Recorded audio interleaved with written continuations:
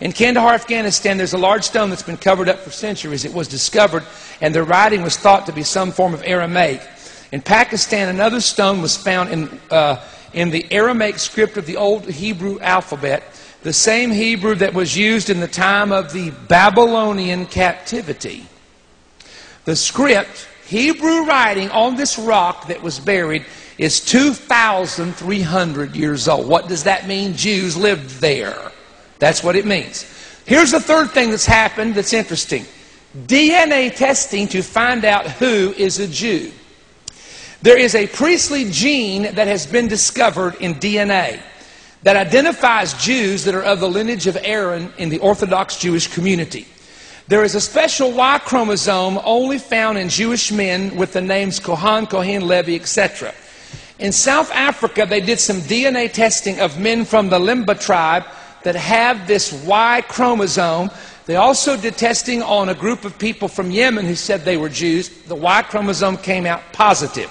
A test developed in 1997 by an American researcher resulted in a recent astonishing discovery. A number of Jewish men living in Israel have had the test conducted on them, proving they were from the lineage of the ancient Hebrew priesthood. Woo! Geneticists began studying variations in the Y chromosome of 306 Jewish men from Israel, Canada, and England, including 106 self-identified priests. Now, this DNA testing has been perfected, and it's absolutely incredible because now they can swab these men, and they've discovered and traced back a certain chromosome that only appears in Orthodox men who have been Jewish. They've kept a Jewish lineage all these years if they are of the priestly family. They now have a computer in Jerusalem that has the name of every Jewish man that can be a priest.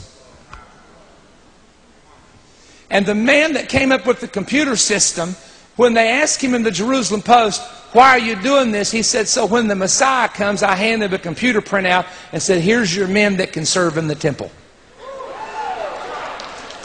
That's how serious they're taking this.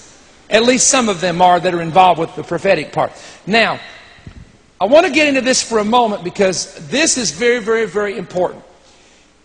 There is in the Bible, because we're talking here now about the book of Ezekiel. The book of Ezekiel, chapter about 44 all the way to 47, absolutely deals with the 1,000-year millennial reign of Jesus. Now, it doesn't say there the 1,000-year reign, but it is a temple which is built. In fact, if you look at Ezekiel, chapter 37 is the Holocaust, the Valley of Dry Bones. 38 and 39 is the War of Gog and Magog. Then you come into 40, and you start getting from 40 onward, and you see this shifting, where it starts shifting into this massive temple that's never been built. The Holy of Holies is 3 stories higher than the one in Jesus' day. It's never been built. It is built by the Messiah when He returns, which would be Jesus. Now, in the process of this rebuilding program, it's interesting that there is a mention made in the New Testament in 3 references. It's Matthew 24 that talks about there will be an abomination that makes Jerusalem desolate. And it happens at a temple.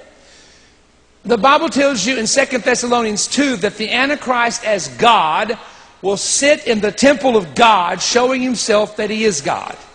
Revelation chapter 11 verses 1 and 2. There was given to me a reed likened unto a rod, and the voice said to me, Arise, or the angel said, Arise and measure the temple of God and them that dwell therein.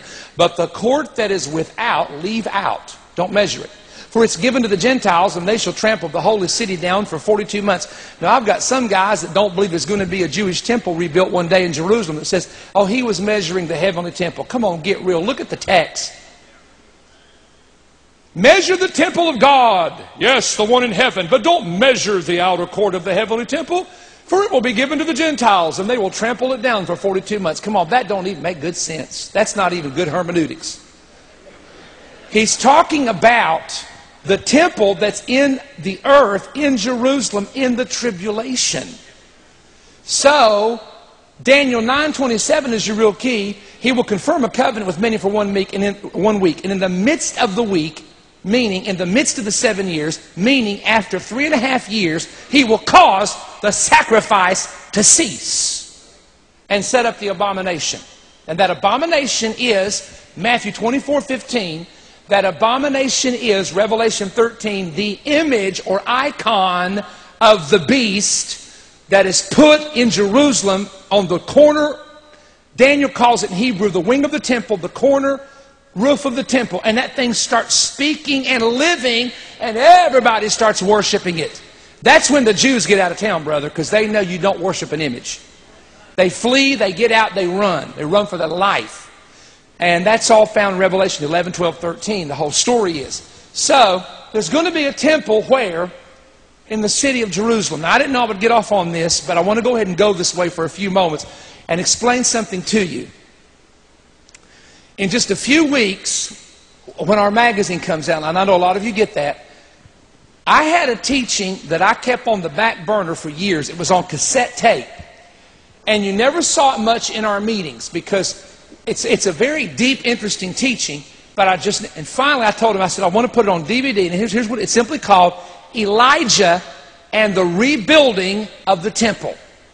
Because I want to go back to something. Just like some of my friends say that the Antichrist is a Jew from the tribe of Dan, one of the reasons they teach that is they say it will take a Jew to rebuild the temple, and the Jews will think he is their Messiah, and then he will turn on them. Wrong again. Now, I'm very bold here because I've studied this in detail. First of all, you need to understand that a person does not have to be a Jew for the Jews to accept him as a Messiah. They thought Napoleon was their Messiah. Read your history. He promised them all this stuff that never happened and tricked them. And even Napoleon, one of Napoleon's other generals said, well, you crazy thing, you trying to fulfill Bible prophecy or something? The Jews are thinking you're their savior. And Napoleon really was into this thing he really helped Jews. He helped liberate them from the ghettos. He told them he was going to get Jerusalem back for them. They thought he was the Messiah. Listen, there's a Jewish rabbi. You're not going to believe this, but this is the God's truth. When I say you're not going to believe it, you're not going to believe it about to be this crazy. You'll believe me, but you're not going to believe it's going to be this crazy. There was a Jewish rabbi that said Arafat was the Messiah. I read it. A Jewish rabbi said he's the Messiah. He's going to bring peace to Israel. And the Messiah is a peacemaker. So my point is, number one, that a person, for some people to accept him as the Messiah, it would be a person that would make peace with the enemies of Israel. That's what Messiah is. We think of Messiah being a healer and a deliverer and a miracle worker. No, they just want peace. Okay, point two is this. Now this is important you understand this.